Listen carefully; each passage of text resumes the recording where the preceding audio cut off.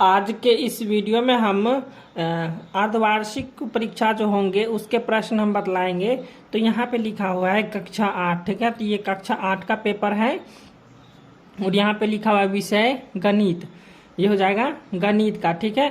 तो ये जो है सो ओरिजिनल प्रश्न पत्र है और सभी जिला में यही प्रश्न पत्र मिलेगा, ठीक है। आप लोग किस किस जिले से वीडियो को देख रहे हैं कमेंट कर दीजिएगा एक बार। चलिए तो आगे हम बढ़ते हैं। तो यहाँ पे लिखा हुआ है छात्र छात्रा का नाम, तो यहाँ पे आपका नाम लिखना है। अब यहाँ पे लिखा हुआ है वर्ग क्रमांक, तो यहाँ पे क्या करना है, आपका रोल नंबर जो होगा वही लिखना है। यहाँ पे लिखा विद्यालय का नाम, इसमें विद्यालय का नाम लिखना है। उसके बाद यहाँ पे प्रखंड का नाम लिखना है। उसके बाद यहाँ पे संकुल का नाम लिखना है। उसके बाद यहाँ पे जिला का नाम लिखना है। उसके बाद यहाँ पे लिखा हुआ है शिक्षक का हस्ताक्षर, तो जो आपके क्लास में परीक्षा लेंगे वही यहाँ पे हस्ताक्षर करेंगे। उसके बाद यहाँ पे लिखा हुआ मूल्यांकनकर्ता का हस्ताक्षर, तो जो आपका कॉपी चेक करेगा वही यहाँ पे हस्ताक्षर करेंगे। उसके बाद यहाँ पे प्राप्तांक, तो आपको कुल 50 अंक का जो है सो परीक्षा होगा, उसमें से जितना भी अंक आएगा यहाँ पे इस डिब्बा में लिखा जाएगा, ठीक है। चलिए अब हम प्रश्न की ओर बढ़ते हैं। तो यहाँ पे देख लीजिए, एक में है रिक्त स्थानों की पूर्ति कीजिए। तो इसमें कुल 5 प्रश्न है और ये एक प्रश्न जो है सो 2 नंबर का है। तो यहाँ पे पहला प्रश्न है, एक बहुभुज की भुजाओं की संख्या 9 हो तो उसके अंतः कोणों की माप का योग कितना होगा। तो यहाँ पे हो जाएगा उसके अंतः कोणों का माप 1260 डिग्री होगा, ठीक है। अब इसके बाद दूसरा प्रश्न है, 2 सिक्कों को एक साथ उछाला जाता है तो कुल संभव परिणामों की संख्या जो है सो 4 होगी, ठीक है। उसके बाद तीसरा प्रश्न है, अंकित मूल्य एवं विक्रय मूल्य के अंतर को क्या कहते हैं।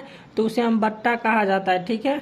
उसके बाद चौथा प्रश्न है, वह समांतर चतुर्भुज जिसकी सभी भुजाएं बराबर हो किंतु कोई भी कोण समकोण नहीं हो तो वह विषम कोण कहलाता है।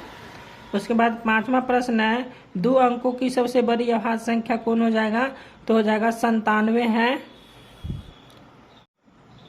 अब दूसरा प्रश्न है, कॉलम अ का कॉलम ब के साथ सही सही मिलान कीजिए। इधर दिया हुआ है कॉलम अ और इधर दिया हुआ है कॉलम ब, ठीक है। चलिए यहाँ पे हम देख लेते हैं। एक में है 2 कोष्ट n-2 समकोण, तो इसका हो जाएगा बहुभुज के प्रत्येक अंतः कोणों की माप हो जाएगा। उसके बाद यहाँ पे दूसरा में दिया हुआ है 2 × n-2 बटा में n गुने समकोण है, तो इसका उत्तर कन्फर्म नहीं, हम इसमें लगा दिए हैं खमे बहुभुज के अंतः कोणों का योग। इसके बाद तीसरा है 360 डिग्री बटा आंतरिक कोण, तो यहाँ पर हो जाएगा इसका हो जाएगा बहुभुज के भुजाओं की संख्या, ठीक है। तो ये दोनों उत्तर कन्फर्म रहे हैं, ठीक है। अब इसके बाद यहाँ पे चौथा है 2 + √3 गुने 2 - √3, ये हो जाएगा परमेय संख्या हो जाएगा। उसके बाद यहाँ पे है 5वां x + 5 = 9, तो ये हो जाएगा रैखिक समीकरण, ठीक है। उसके बाद तीसरा प्रश्न है, निम्नलिखित कथनों के लिए सत्य अथवा असत्य लिखे। तो यहाँ पे हम क्या किए हैं, सत्य के जगह पर सही का निशान दे दिया, आप लोग सत्य लिख लीजिएगा।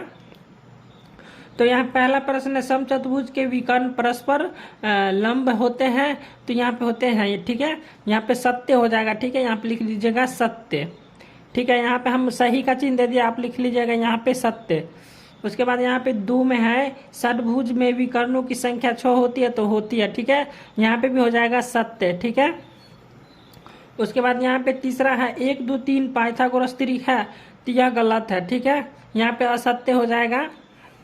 अब 4 नंबर में है वर्गमूल वर्ग का प्रतिलोम संक्रिया है, तो यह नहीं है, यह हो जाएगा असत्य।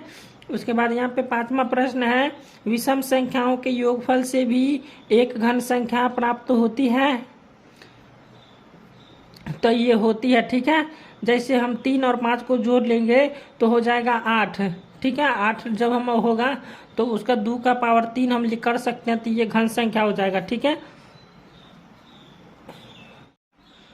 चौथा प्रश्न है लघु उत्तरीय प्रश्न, ठीक है। तो यहाँ पे चौथा का 1 नंबर प्रश्न है कि एक आयत की लंबाई और चौड़ाई का अनुपात 3:2 है, यदि उसकी परिमिति 30 मीटर हो तो उसकी लंबाई और चौड़ाई ज्ञात कीजिए। और इसके अथवा में दिया हुआ है एक समांतर चतुर्भुज और आयत में क्या समानता और क्या अंतर है लिखिए। तो इस दोनों में से किसी एक प्रश्न को बनाना है, तो हम यहाँ पे ये वाला प्रश्न बना लेंगे। ठीक है, एक आयत की लंबाई और चौड़ाई का अनुपात 3:2 है, तो यदि उसकी परिमिति 30 मीटर है तो उसकी लंबाई और चौड़ाई ज्ञात कीजिए। चलिए इसको हम लिख लेते हैं। चलिए इसको हम बना लेते हैं। हम यहाँ पे हम कॉपी पर बनाएंगे। ठीक है, चलिए यहाँ पे 4 नंबर प्रश्न है, 4 का पहला। तो यहाँ पे एक आयत है। ठीक है, ये हो गया आपका आयत, उसकी जो है 3:2 लंबाई चौड़ाई है। ठीक है, तो यहाँ पे चौड़ाई उसका है 2 और लंबाई हो जाएगा 3। ठीक है, इसी प्रकार से बनाएंगे हम। अब यहाँ पे हम लिखेंगे माना कि आयत की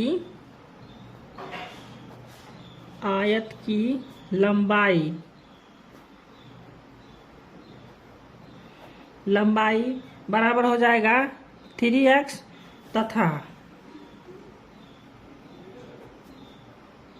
तथा आयत की चौड़ाई, तो लिख लेंगे आयत की चौड़ाई बराबर हो जाएगा 2x। अब यहाँ प्रश्नानुसार चलेंगे तो लिख लेंगे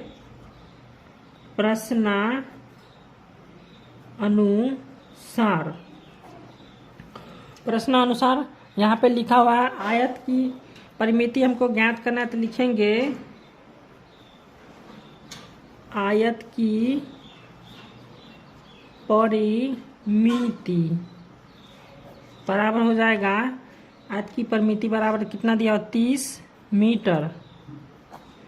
तो आयत का परिमिति का सूत्र हो जाता है 2 कोष्ट लंबाई प्लस चौड़ाई, अब बराबर हो जाएगा 30 मीटर। अब यहाँ पे देख लीजिए 2 और लंबाई कितना दिया हुआ है, लंबाई यहाँ पे 3x है, तो लिख देंगे 3x प्लस चौड़ाई कितना हुआ है 2x, तो यहाँ पे लिख देंगे 2x बराबर हो जाएगा 30। ठीक है, अब यहाँ पे फिर इसको क्या करेंगे, यहाँ पे हो जाएगा 2 और 3 2 कितना होता है 5, तो यहाँ पे गुना में आ जाएगा 5x, कोष्ट हटाएंगे तो गुना आ जाएगा, अब बराबर में हो जाएगा 30।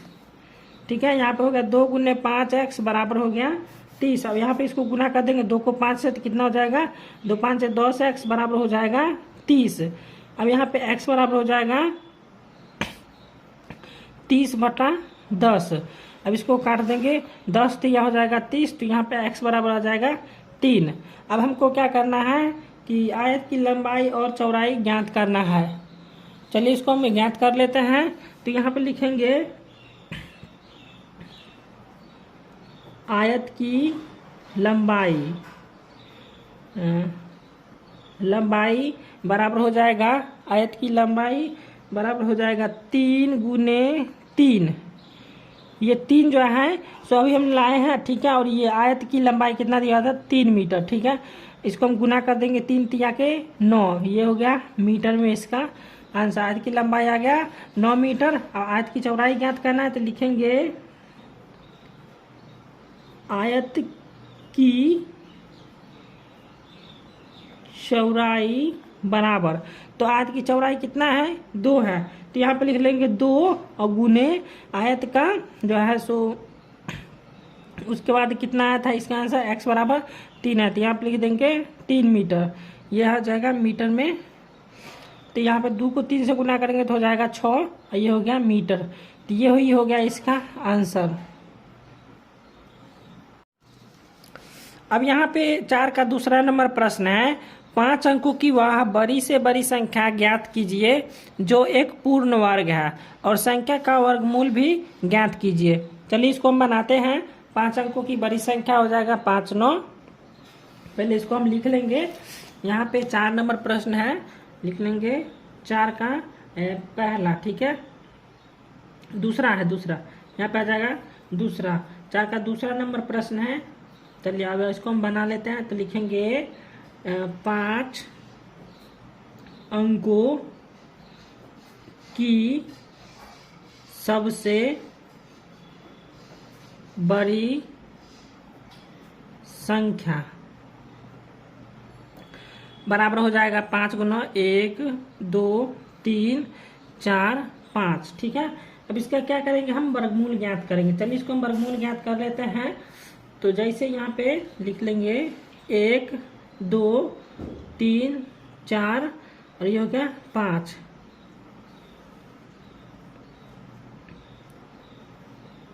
चलिए इस प्रकार से हम लिख लिए हैं। तो ये हो गया ऊपर का, ये हो गया भागफल। ठीक है, ये हो गया भागफल। अब इसको हम इस साइड से लिखेंगे। तो यहाँ पे जैसे 3 दिए तो 3 से 3 तिया के 9 में लग जाएगा एक बार में। तो यहाँ पे लिखेंगे 3 3। ठीक है, तो यहाँ पे हो जाएगा 3 तिया के 9। तो यहाँ पे आ जाएगा 9। ठीक है, यहाँ पे आ गया 9। अब इसको क्या करेंगे, इस प्रकार से घेर लेंगे। यहाँ पे 9 में से 9 गया तो कुछ नहीं, यहाँ पे 31 हो जाएगा। फिर यहाँ पे से 9 उतारेंगे, फिर यहाँ आ जाएगा 9। ठीक, अब यहाँ पे इसको जोड़ेंगे। 3 3 कितना हो गया 6। तो यहाँ पे हो जाएगा 6 और यहाँ पे फिर 6, यहाँ पे 61, यहाँ पे 61 टिकम 61 लगाएंगे। ठीक है, यहाँ पे 6 में 1 यहाँ पे आएगा तो यहाँ पे 61 टिकम 61 लगा देंगे। तो यहाँ पे भी आ जाएगा भागफल में 1। तो यहाँ पे हो जाएगा 61 टिकम 61। अब इसको क्या करना है, घटा लेना है। तो 9 में से 1 गया तो हो गया 8 और 9 में से 6 गया तो हो गया 3। ये हो गया 38। अब ऊपर से क्या करेंगे, फिर 2 9 उतारेंगे, ऊपर से आ जाएगा 2 9। ठीक है, अब यहाँ पे 61 आ गया। 61 में फिर 1 जोड़ना है, यहाँ पे एक बार में लगाए थे तो यहाँ पे हो जाएगा 1। अब इसको जोड़ देंगे तो हो जाएगा 61 1 62। ठीक है, अब यहाँ पे हम क्या करेंगे, 6 से लगा के देखते हैं। ठीक है, तो 626 को जब भी हम पढ़ेंगे तो यहाँ पे ये कट जाएगा। ठीक है, 626 को हम 6 बार पढ़ेंगे तो ये देखते हैं कितना आता है। तो इसको हम, चलिए इसको हम पढ़ लेते हैं। तो यहाँ पे हो जाएगा 6 36 के 6 हासिल 3, 6 दूना 12 3 15 5 हासिल 1। उसके बाद 6 36 से 1 37 हो जाएगा, यहाँ पे 37। चलिए 9 में 6 गया 3, 9 में से 5 गया 4, 8 में 7 गया 1 और ये हो गया 3 में से 3 गया 31। ठीक है, यहाँ पे 6 6 12 के 2 हासिल 1। उसके बाद हो जाएगा 6 6 12 के 2 हासिल 1 और 2 1 3, यहाँ पे हो जाएगा 632। ठीक है, तो यहाँ पे शेष कितना है 143। अब इसको क्या करेंगे कि हम ये 5 अंकों की सबसे बड़ी संख्या में से घटा लेंगे तो ये हो जाएगा आपका पूर्ण वर्ग। चलिए इसको हम निकालते हैं। यहाँ पे लिखेंगे अतः अभिष्ट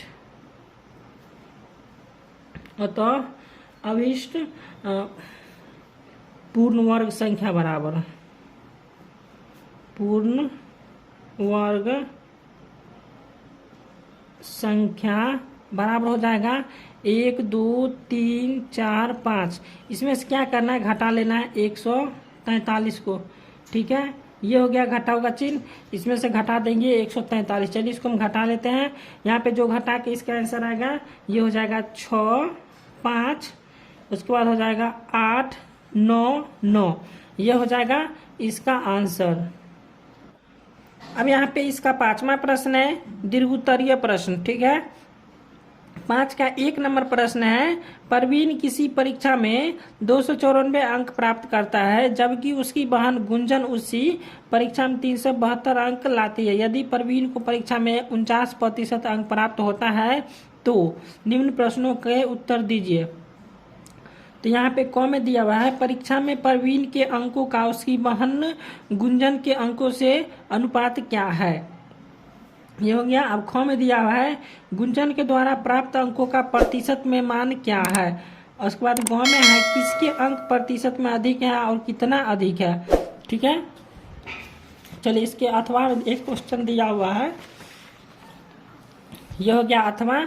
अब अथवा में एक क्वेश्चन दिया हुआ है, अष्टम वर्ग के 43 छात्रों द्वारा प्राप्त अंकों का जो है सो आयत चित्र नामांकित चित्र जैसा है तो उसके आधार पर निम्नलिखित प्रश्नों के उत्तर दीजिए। ठीक है,